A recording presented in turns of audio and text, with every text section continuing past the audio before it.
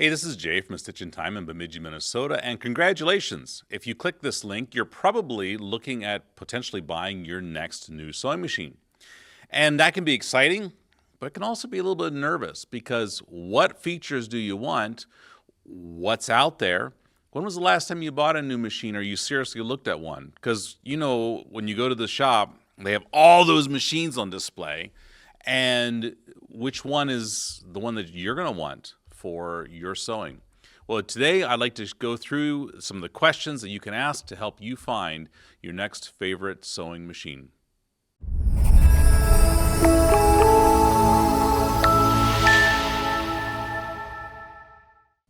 Yeah, so at A Stitch in Time, we pride ourselves in asking people a lot of questions before they buy a sewing machine because we want them to be able to fall in love with the machine and we want it to fit their needs, not just where they're at now, but giving them a little room to grow. But a lot of times we do that by asking questions like, how much sewing do you do and different things like that we're going to get into. And I want to pass that on to you because I think it's important for you to have that information when you go to your dealer. A lot of times people ask the first question, well, what brand do you sell?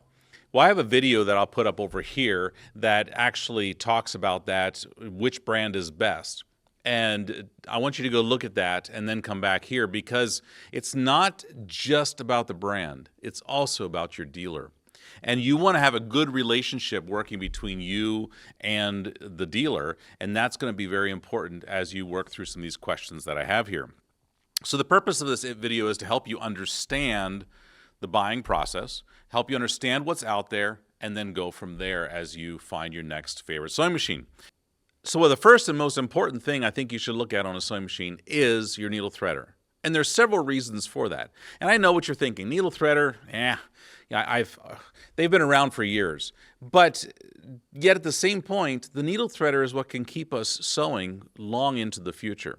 And let me explain a little bit how a needle threader works just in case you've never seen it. You actually have an eye of your needle and a hook comes down and goes right through the eye of the needle.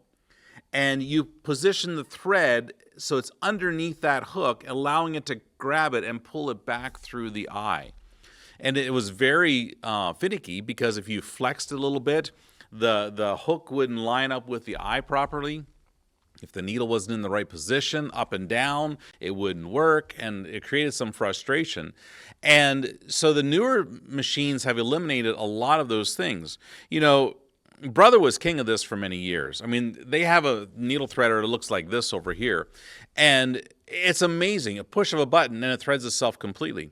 And they've been doing a fabulous job for better than 20 years now. But a lot of other people are starting to catch up. Bernina's been fairly decent, but they're still playing catch up. And Janome has really come into the game in the last 5, 8 years, 10 years, where they've started coming up with a system very similar to Brothers, and it's working 95% of the time. And that is huge for us. But why is the needle threader so important? Why do you say, Jay, that it's number one? Well, the reason for it is this. How many more machines do you think you're going to buy in your lifetime? See, a lot of times the average age of my customers is between 65 to 72 is about where most of my customers fall into for they come to me for the first time. And a lot of times this is kind of their dream machine that they're looking for. And the question is this machine going to be able to take you through your senior years? My grandmother passed away when she was 98, and for the last 8 years, she couldn't even see the thread, much less hold it in exactly the right spot to get it in the needle threader. However, with these newer styles that are out there, I can thread them completely blindfolded. I don't have to see the thread. I don't have to see the needle. The machine does it for me by just simply, by feel, putting it right where it needs to be. My grandmother could have sewed for another 78 years and had something that she enjoyed doing right up to the end if she would have had a machine that threaded the needle for her. But by that time, she couldn't see well enough to learn a new machine. So consider this. Could you thread that needle on the new machine if your eyes are not as good as they are today? It's something to keep very important as you look at this thing, as you look at a new machine. The second is your lighting. Not all of us sew in front of a big bay window with a southern exposure and the sunlight coming in and just light to wazoo. Face it, I've been in enough of your homes when I service your machine that I see that little hole down the basement, the bedroom that no one really wanted, that became your sewing room. And some of you have really done amazing things with it, but high quality lighting is not always in the books or what people are thinking about when they build those little rooms. And so finding a machine that has really good lighting is extremely important. Some companies are more focused on just, the lightweight machine, basic functions, and they don't put a lot into the lighting. And it's something that not every manufacturer looks at for all of their machines. Like this one over here, it's a very nice machine, but if you're trying to finish your masterpiece at 2 a.m., yeah, I know you, because I've been there too. You need the lighting when your eyes are filled with sand and you're trying to finish this. You need as much light as you can get down there, and this machine is going to cut it. But then you have other machines like this one that have lighting all over. In fact, they even have that pull-out lighting that you can pull that little special light out to get more in front of your needle where you actually need it. And so double check with the machine when you're looking to buying it. What is the lighting? Here at our store, we got a lot of really good light here. I'm not using any special lighting for this video, and you can see I have really good lighting here. But that's not necessarily indicative of what it's going to be like at home. So what you can do is have someone come along with you and kind of hold up a little jacket or something to give a little bit of shade to the machine you're looking at, and then turn the light on. How much light does it have? Because that's what you're going to have when you get home. And so keep that in mind as you're looking at it. The third question I would ask you is, how much sewing do you do? This is a big one, because a lot of people come into me and they say, Jay, I just want a basic sewing machine. I want something that goes forward and backwards, maybe zigzag. I want to be able to sew through some heavy stuff, and that's all I need. Maybe a blanket stitch. Well, I got in trouble here a few years ago because the lady came in and I showed her a machine for like $700, and I said, I think this one would fit your needs well, and had a little more than what she was looking for, but it had that good threader. And she kind of liked the threader, and she liked the thread cutter. And so she said, well, okay. And so she bought it. About 9 months later, she started having problems. And she started bringing in, and we were seeing wear on parts that we had never seen wear before. And we started asking questions, what's happened? Is this a lemon or what is it? Well, her machine had a stitch counter inside of it that only went up to 10 million. And so we went in there, we looked how many stitches are on this machine. And it was maxed out at 10 million. In less than a year's time. And we looked at the hours that were on the machine, because it hadn't maxed out on that, and we did the math, and she basically sewed pedal to the metal the entire time. So when she came back, I asked her, I said, I'm curious, when you sew, is it usually pedal down, let's go, or do you do more of a putsy sewer? She goes, no, I pretty much pedal to the metal. And I realized that I hadn't qualified her very well. Because there's machines that are basic machines that will do exactly what you're talking about, but they're not built for that kind of usage. What you have to understand is machines are built for the amount of use that the manufacturer thinks you're going to use. So a basic machine that only has straight zigzag and about 2 or 3 stitches, and maybe even a front load bobbin, that machine is probably built for people who use it once a month, 4 times a year. They pull it out, what it is. You make a Halloween costume, or you make a tree skirt for your Christmas, or a table runner or something, and that's all you do with it all year. That's exactly what this machine was made for. And it doesn't cost more to make more stitches in the machine. It costs more to make more quality. And so you look at this machine over here. Now, this one here I've been selling for about 27 years in its various different models. And I have some people that sew in that 4 to 5 hours a day and 5 days a week, because they really enjoy sewing. And after about 20 years, that machine's pretty tired, but it's still sewing. It's holding up okay. It's how they're built inside. We have machines like this other one here that it'll go up to 4,000 stitches a minute, and it's made to run all day, every day. It's made by Juki.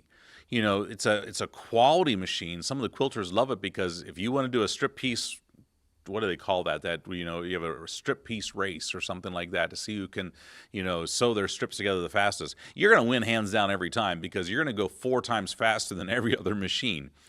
You might have a hard time carrying this one to class with you because it comes with a table stand and motor.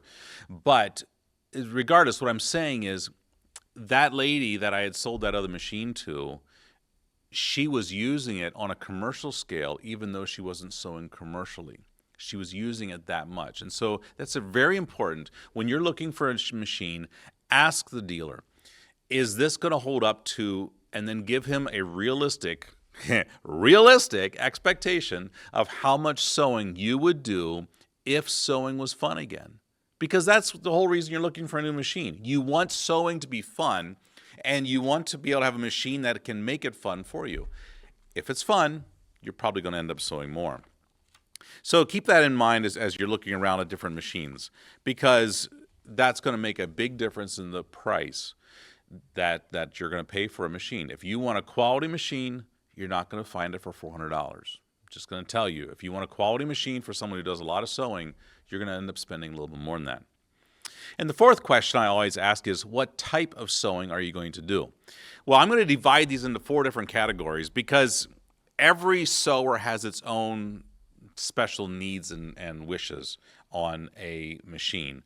And so I'm going to kind of divide these into 4 categories. I'm going to put chapters in the video so you can skip ahead to the one that you like the most. But I want you to hear this out, because if you're a piecer where you piece quilts and then when the top is done, the quilt is finished, you're going to want your own special thing. If you're a quilter where you're sewing your layers together, you're going to want some different features that the piecer doesn't care about. If you're a crafting sewer, you're going to be interested in how it sews on paper and all other sorts of stuff, and you're not going to be so concerned about a 1/4 inch foot. If you're a clothing sewer, you're going to be concerned with something that's very different than any of these others. You're going to be sewing on material that quilters never even look at. It's like a whole section of the fabric store they stay away. So what kind of a sewer are you? Let's look at that next.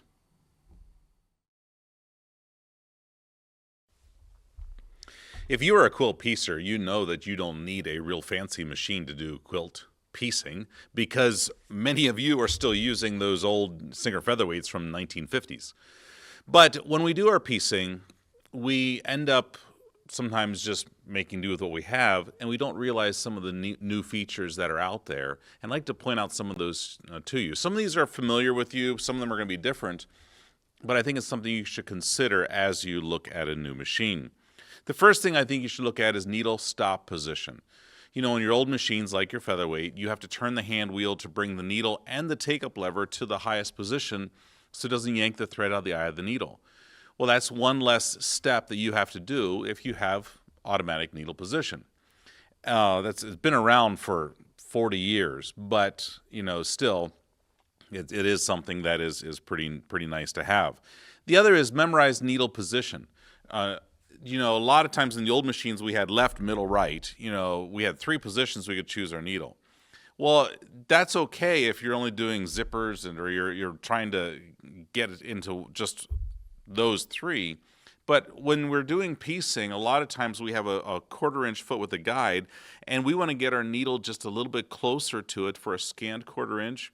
Or maybe if your machine is naturally as a scant and you want a true 1/4 inch, you have to move it over a little bit. And a lot of times when your machines come in, I see that little piece of masking tape on there that says stitch width 3.8, stitch length 2.0, or whatever it is that you set it on there. And we have to be careful when we're cleaning your machine not to ruin your settings.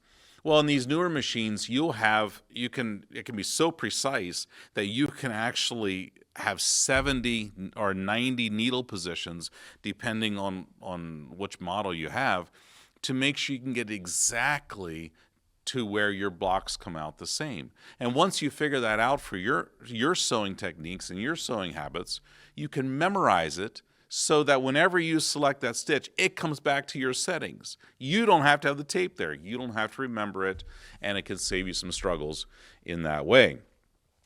Another thing to keep in mind is the thread cutter. Again, that's been around here a long time, but a thread cutter is so useful for quickly cutting your threads when you get to the end of your seam. I don't use it all the time when I'm chain piecing because you can snip those apart later at the ironing board. But if you are working with a bunch of blocks, you can get to the end, and all of a sudden you realize you left your scissors over there on the ironing board. Well, then you got to get up and go over and get it and bring it back and cut your thread, or use your teeth. Don't do that, But that's something that the thread cutter makes it really nice. Some of the machines will automatically cut your thread for you now.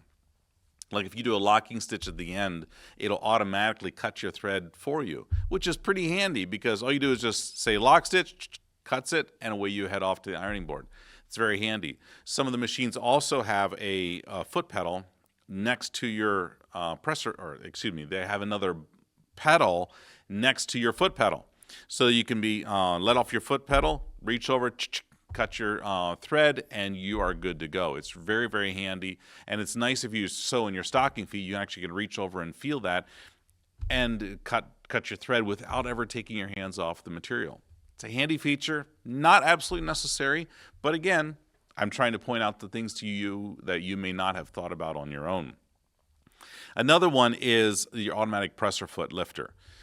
A lot of times we have to reach around the back to lift our presser foot. Some of the newer ones have it on the side. Some of us have a knee lever that comes down around that we can do with our knee. Some of you still think that makes the machine go because you had an old cabinet that did that. But that's not what it is for. But the newer machines actually have a little motor in there that'll lift your presser foot up and down for you. And some people say, oh, I don't need that. Well, wait a minute. How many times have you been sewing all your blocks together? Now you got these 12-inch wide blocks and you're holding them up there in place and you let go with one hand to lower your presser foot and it moves on you. You know what I'm talking about. Well, with these machines, you can put it up right where you want it, push down on the foot pedal to start sewing, and the foot drops and start sewing for you. It's very, very handy. And I get so used to it now that I'm lost when I don't have it. The other thing about it is that when you get to the end and you cut your threads, it automatically lifts your presser foot for you, so you can just head off the ironing board right away again. It's very, very handy. The third reason I like the auto presser foot lifter is for applique and auto pivot. So the way it works is you're sewing along, you stop, your needle stops in the down position, and then the presser foot picks up just a little bit, allowing you to pivot your material on the needle. And you can pivot it just a little bit, tap the presser foot, it makes one more, tap the foot pedal, and it makes one more stitch and does it. And you can just inch your way around really tight little corners. It is so handy. For those of you who do applique or those of you who piece on the curve, it is very, very handy because you can have it stop, picks up the presser foot, allows you to straighten out that next half inch, sew it, and you never have to reach around the back. It is so handy. And for those of you who do applique, we're going to talk about that later. Actually, no, we're going to talk about it now. Because if you do applique, how many times are you trying to go around that petal of that flower, and you're constantly having lift the presser foot, pivot it, make a couple more stitches, lift it, pivot it, do the same thing over and over? This eliminates that, makes it so handy. Another feature of the newer machines you should think about if you're a piecer and you like to do applique is the proliferation of applique stitches. In years gone by, we had just one or two blanket stitches we could choose from. Well, now there's 25 or 30 of them.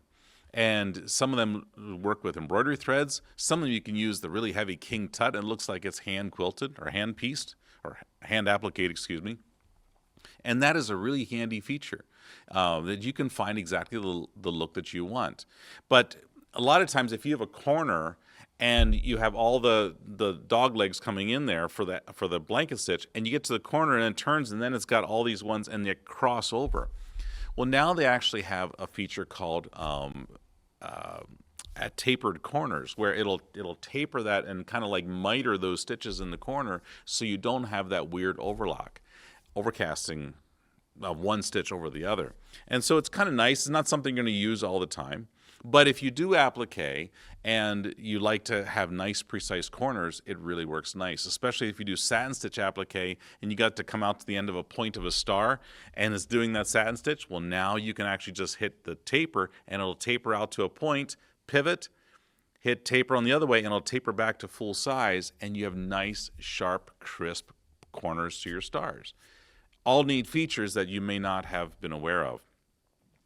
But if you do applique, there's one more feature that not all the brands out there have it. One of the brands that we sell does, but it's a laser guide that is adjustable. You know, we can have that laser line that shows you, so you can do your half square triangles, you know, that you just line that up and it automatically offsets a 1/4 inch so you can do your, you know, when you have your triangles on a roll or whatever you want to do there. But what I love this laser guide for is when I'm doing applique, because I can actually move that line right up to the edge of my blanket stitch. And now I have a guide that I can keep right along the edge of my material. It makes it so much easier than trying to just visualize in my brain where that straight line is and where the tangs are going so I can keep that on the edge of the material. Now I actually have a guide to target and shoot for. The last thing I want to talk about for you piecers is your extension table. Some of the machines come with a little extension table that, you know, comes like the Janome 3160 and some of the Brother BQ series. They have a little table that just automatically comes with the machines because they know how vital it is for us to feed our blocks through flat. And that's very important. If your blocks are coming out where you're gathering more material on one side than the other, a lot of it can be because we're tugging and pulling and there's more drag on it. But when it's flat and we can feed it through, we end up with a much better product and it's less stress on our shoulders. So if your machine that you're looking at does not come with an extension table, ask your dealer what tables are available. The manufacturer may make one that's for it, but there's another company out there called Dreamworld that makes really nice Sew Steady tables that are clear. You can see underneath them, so if you put your scissors underneath the table, you don't have to go and look down there for them. You can see right through. They're there. They have little drawers in them for putting your pins or your handy clips or your magnets, whatever you want in there. They're really handy, and it may be something that makes that lower price machine function like a higher price machine and helps your piecing be more fun. If you're a quilter, and by quilter I don't mean someone who just sews the pieces together, but if you like to actually put your backing and your batting and your top together and fasten all those layers together, like was what we actually call quilting it, then you might have some different needs that other people don't.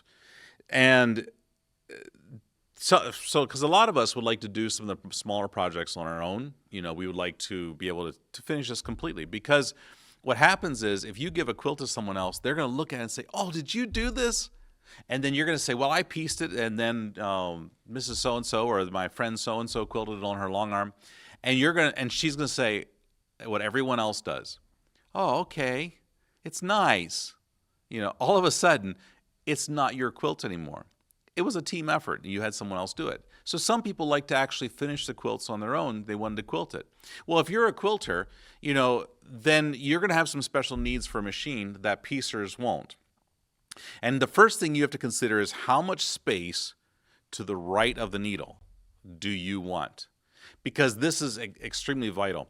You know, if you're going to quilt a wall quilt, or let's say a table runner, you can do that on a little Singer featherweight if you want to. It's not fun, but you could. But if you want to do a twin size quilt or a queen size quilt, or we just had a guy do a presentation here for our local quilt guild here that he did a king size quilt on his little Bernina that had 7 inches to the right of the needle. That's it. I think he needed some medication that wasn't available over the counter, but that was just my opinion about it. The space you have to the right of your needle is crucial for having the freedom to maneuver, whether you do free motion or whether you're doing stitch in the ditch where you're letting the machine pull the material through. If you have to really wrestle that, all of a sudden you're going to get really tense up in here and you're going to find yourself fighting this machine.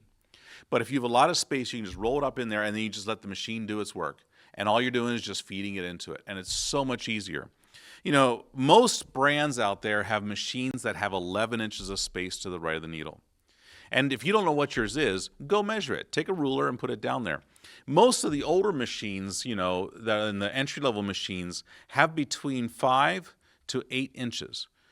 And 8 inches to 11 inches, well, it doesn't seem like that big. It's 3 inches. It makes a big difference when you see them in person because there's a lot more space for that quilt roll to sit in there and still be able to do something with your hands by the needle. But Janome just came out with their Continental series here a few years ago, and that has 14 inches to the right of the needle. Now, not everyone can afford a Continental, you know, M6, M7, M8, or the CM17. They're expensive machines. They're high-quality machines. But if your goal is to quilt as many of your quilts as possible, and you want to finish them on yourself, and this is the way you can do it, well, it might be worth it. I mean, think how much you spent having other people quilt your quilts for you. You could save some of that if you decide to go this way. The other question to ask is, what kind of a walking foot does it have? You know, let me explain a little bit what a walking foot does. So when you have a feed dog, your feed dog's on the bottom and your presser foot's on the top, and it's pushing the sandwich together of your quilt. And the bottom is all the motion, and the top is the friction. And so it's trying to press up with the feed dogs and pull it through. What they did with a little invention by a walking foot, a standard walking foot like I'm going to show here, is they put a set of feed dogs on the top that has a Teflon plate on top of it. And so when your needle goes up, it pushes down on that Teflon plate, and it's supposed to sandwich your quilt together. And then theoretically, it's going to be easier for that Teflon plate to slide than your quilt to slide. Well, that works if you're using like warm and natural batting or something that's got some, you know how sticky, or not sticky, but how quickly your fibers of your quilt top and your back kind of nestle together and you can't slide them together at all. That works fine for that type of a quilt. But if you're going to use some of that slimy polyester batting that just, it slips and slides all over the place, you're going to find that that batting shifts easier than the Teflon plate on the top. You're going to need a different type of walking foot. Most machines have walking feet available in the old style, but a lot of the newer machines and the new manufacturers actually have feed dogs built in on the top that actually grab the material and pull it through. In fact, you can actually, on some of them, make the ones on the top go faster or slower than the feed dogs on the bottom. So think about when you're trying to piece minky onto flannel, you know, for that perfect baby quilt. You're taking a stretchy material and you're sewing it fast to a non-stretchy material. What's going to happen? You either have to cut your blocks oversize, or you have to and try and work them in. Excuse me, I said that backwards. You either need to cut your blocks undersized because they're going to stretch out, or you cut them exactly the same size and have a walking foot that pulls them together evenly. And so I'm going to show a little demonstration here and to show you what I mean by the parallel test, because I want you to take some of your fabric along and I want you to do what I'm going to do here. Okay, start by taking a sandwich made of your batting and your 2 pieces of fabric and sew a line right down here.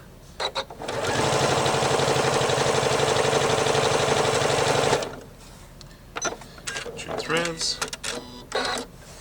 Now I'm going to take that and smooth that out, go 6 to 8 inches away, and sew another parallel line.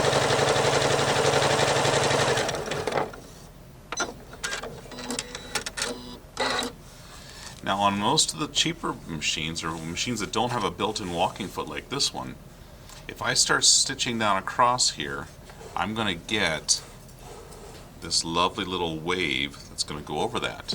However, when you do a test on a built-in walking foot, if they have this done correctly,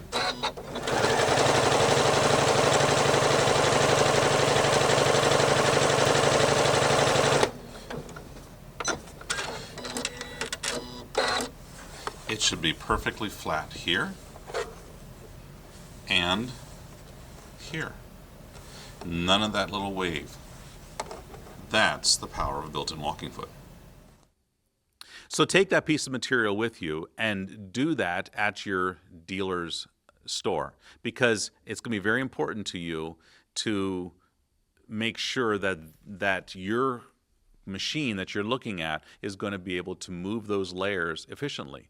You notice how that was that at the end? No wave coming over that other line. It's a much better way to do it. The third question to ask is, how fast does it go?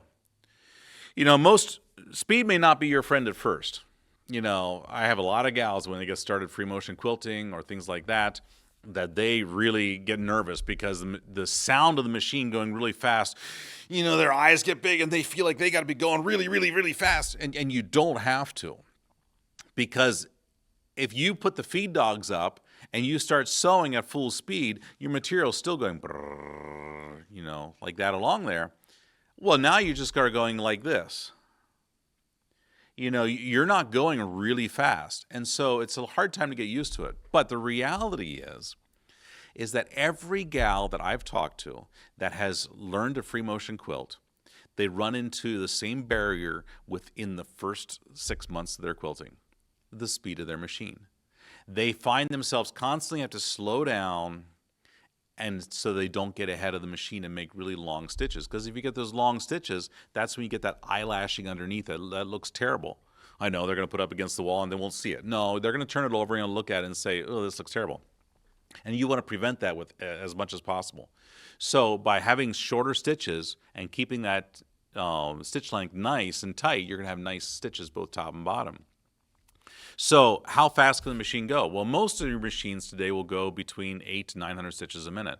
Some of the newer ones will do 1,000, 1,100, sometimes 1,500 stitches a minute.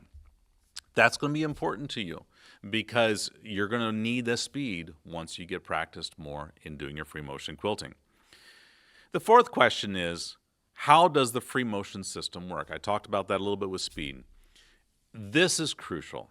It was does this machine have a hopping foot that hops up and down every time? Like when the needle comes through the material, makes a stitch, and as it comes up, it lifts the presser foot a little bit so you can move the material, and then comes down while it makes the next stitch.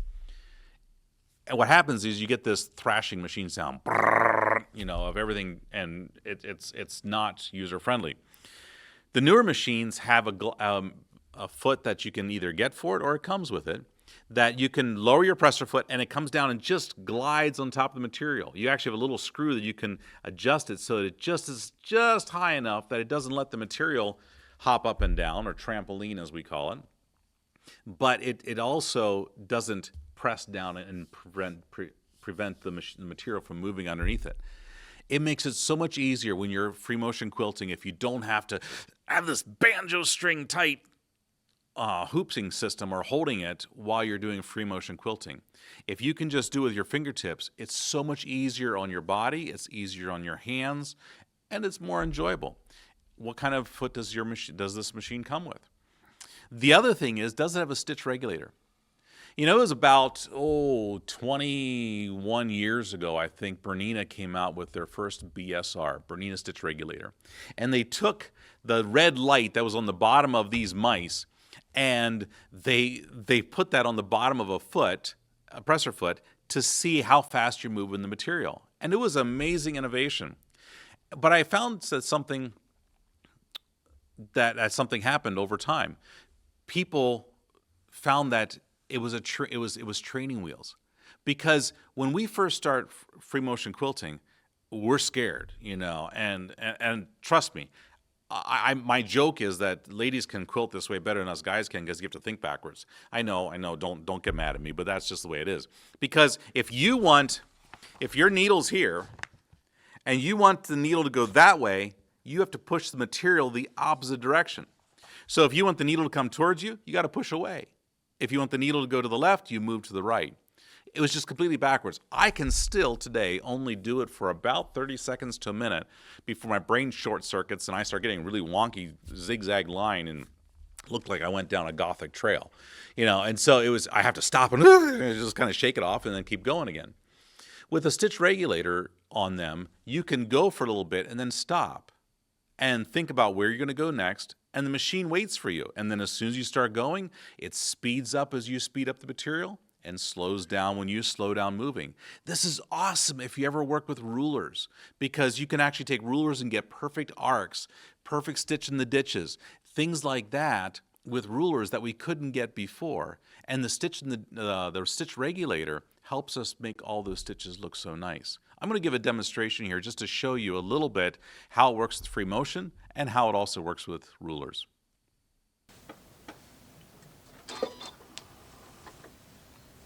A lot of these newer ones, they'd make one stitch so you can pull your bobbin thread up through and then start sewing.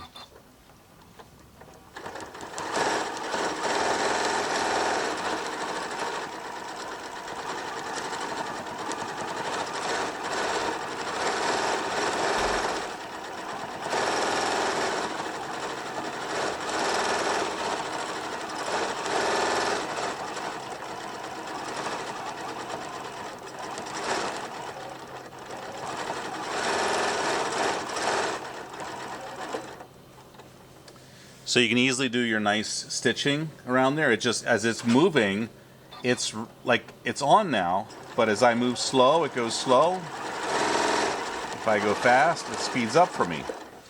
The nice thing about this is that they also have the ability to use rulers so that I can take this and I can do straight lines.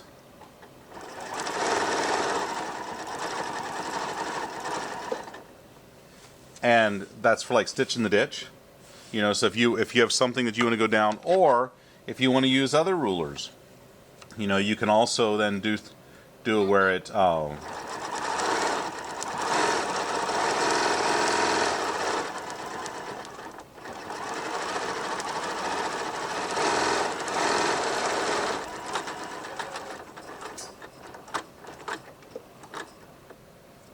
and just like that.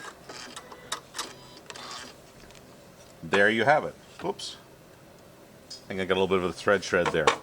But yeah, so you can get really nice curves, you can get nice straight lines, and it does nice regulated stitches without you having to worry about the right speed or about how fast you're moving the material or anything else like that. If you're a crafter, you have entirely different sewing needs than most other people do. And because you're sewing on materials and product that most other sewers don't see at all. And I have some wonderful crafters come into our store.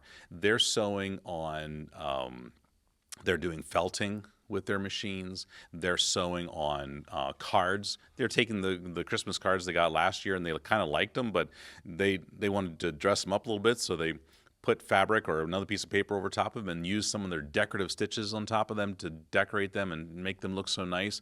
It really was a sweet looking card. And you know, I have a whole stack of cards in my office that people have created, you know, with their machines, with different paper products and things like that. And when I get a card like that, it tells me something.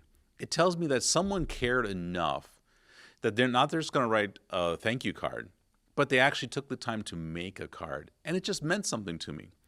And I hang on to those cards. I still got a stack of them in there, and some of the people have long gone on to their reward, but I hang on to those cards because they're special to me.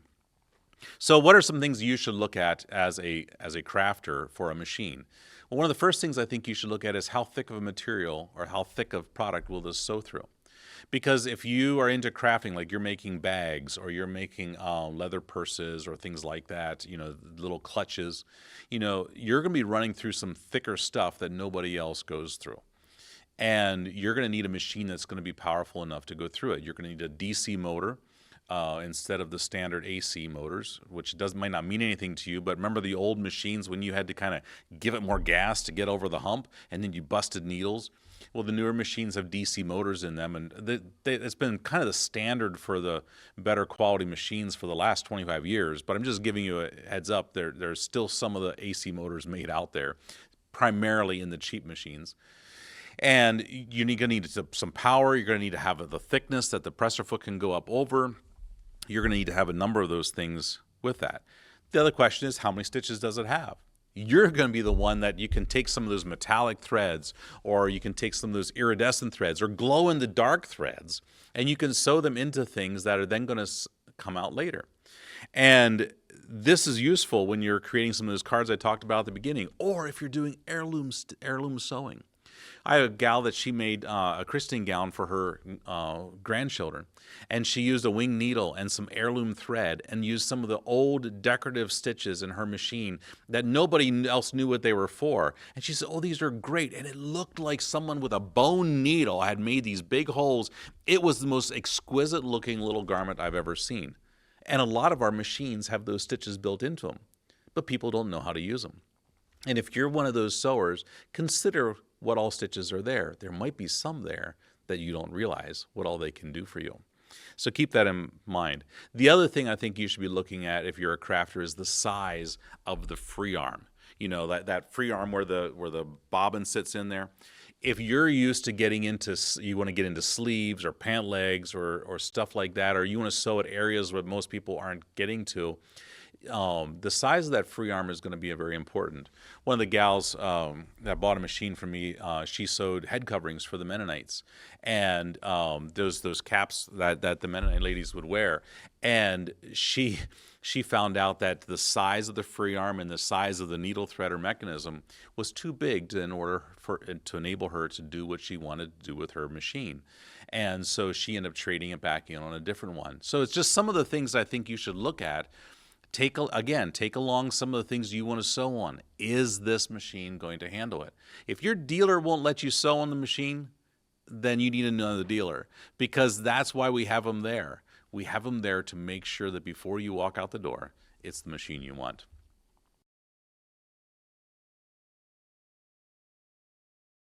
If you're into clothing sewing, you're one of the few, the brave and the proud, because there's not a lot of you out there anymore. And kudos to you for sticking with it. And I hope that more people pick up the trade.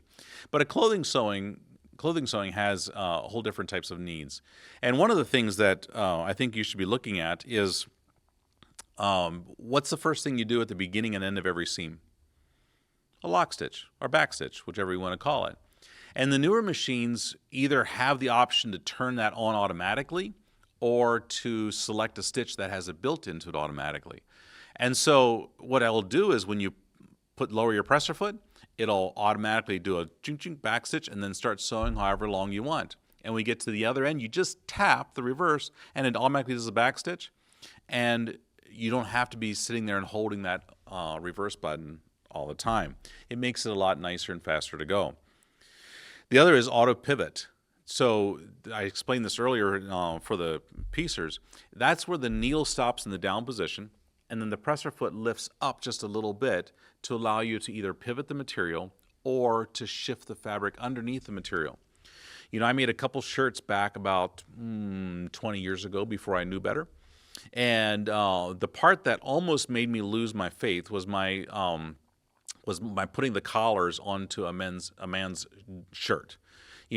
Sewing on those curves and getting those things to match up. Oh my goodness, it was a nightmare. And I look back now, and I think if I would have this to do over again, and I could just make 2 stitches, have it stop and lift the presser foot up, and I could just shift it just a little bit at a time rather than trying to get an inch or 2 straight, I think it would have made my journey a whole lot nicer and made it more user-friendly. And I've seen some other gals that do this, and it's by having the automatic presser foot lifter, they just ching, ching, ching, ching, ching, and they get through it very quickly, and it looks very, very nice. The other one is automatic buttonholes. Yes, I know. Who makes buttonholes anymore? Well, we all do sometimes. I just converted a suit here about 4 years ago. 5 years ago, and I had to make some keyhole buttonholes in that suit. And occasionally we have to do that. And you don't want to go pop out that 1970s Singer sewing machine with that click, click, click, click, click, click, bobbin or buttonhole attachment. These newer machines have automatic buttonholes that not only measure the size of your button, but they give you like 10, 12 different types, of buttonholes for stretch knit fabric, for woven fabric, decorative, all sorts of things. And now some of the newer ones, like Brother's coming out with a new machine that actually, with a projector, shows you exactly how far apart to space your buttonholes. It's very handy. It's a very, very neat tool. And I think that if you do clothing sewing, you should ask your dealer, what kind of a buttonhole or features does this one have? Because I think you would be surprised at how they've changed and advanced over time. And the last one is that I want to talk about this is ask about a straight stitch needle plate. You know, a lot of times if you're sewing garments, you're sewing dresses, you're sewing figure skating outfits, swimsuits, whatever else like that, your material is a lot more supple and easy to go down into the needle plate. And a lot of that can be eliminated by having a straight stitch needle plate that instead of having the big long opening for the zigzag to go across, you have just a tiny little hole to allow just the needle to go through. And a lot of the newer machines actually include, especially the higher end ones, include a straight stitch needle plate.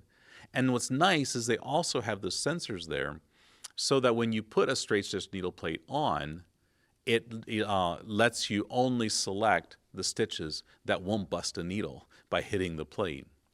It's a very handy feature to have, and I think you should ask your dealer, you know, does this have a straight stitch needle plate? Does it come with it? You know, and take along if you're into sewing some of those. Like one of my friends, he has a daughter in gymnastics, and you know those little suits aren't free, aren't cheap, and they wanted someone to sew some of that, and the material kept wanting to go down to the needle plate. And they got a straight stitch needle plate, and that solved the issue. So think about that a little bit as you look for your new machine, and I hope this helps out with that. And the lastly, and maybe even the most important one, I know I said that at the beginning, is this: how does it sew for you? The reality is that when you take your new machine home and you're all excited, you sit down in your sewing room or at your kitchen table, wherever you sew, and all of a sudden you sit there and look at it, you're going to be the one sewing on it. Does it do what you want it to do? Do you like the feel of it? Is it smooth? Does it fit with what you want? And the only way you're going to know that is if you practice, you sit down and sew on it. A lot of times I love when gals come in to our store and they bring a little bag full of fabric along with them, and I go, ooh, this gal is serious. And I know that if she sews on all those things and she comes away happy with it, I'm happy. Because I know she's going to go home and that machine is going to do what she wants to do because she's done it here. But when the gals will say, "Oh no, I don't want to touch it. I want to, you know, I'll do that when I'm at home," because they're a little nervous. I mean, face it, we're guys, and you don't want to sew in front of us, just like we guys don't want to sew in front of you. But the reality is that the only way you're going to know what this machine feels like is if you get your hands on it and sew. You know, that is, every new machine is like a car. You know, when I go traveling places, I rent a car, and you know, when I get into some of these cars, I don't know who was thinking when they laid out the instrument clusters, because they move these things all over, and it's fine. You know, sometimes if I have it for a whole week, till it gets to the end, I kind of like these buttons where they're located. But the first day, you know, I'm trying to find the cruise. I'm trying to find the volume control. I'm trying to find how to hang up on a phone call while I'm in traffic, and I hate that. You know, and it makes for stressful situations. You're going to have the same situation a little bit with a sewing machine. When you get home, the buttons aren't going to be the same place as your 25-year-old machine. The machine's not going to sound exactly the same. You're going to find some things, this is a little different than what I had before. And that's okay. You know, give yourself some time to learn this new machine. The machines have so much to offer, but you have also the way you've been programmed by using your machine for all these years.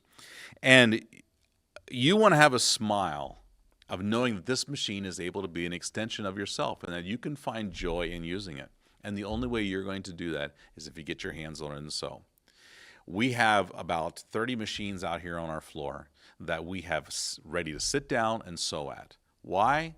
Because I want my customers to know that when they walk out the door, the machine is going to sew like the one they sat at. The ones I get nervous about is the ones that only look over your shoulder and don't want to sit there and do that. Don't let the salesman do the whole demo before you buy. When he's done with his demo, say, "Can I sit and sew on it for a little bit?" And if he's not willing to do that, then you need to find another dealer. But if they're willing to do that, play with it.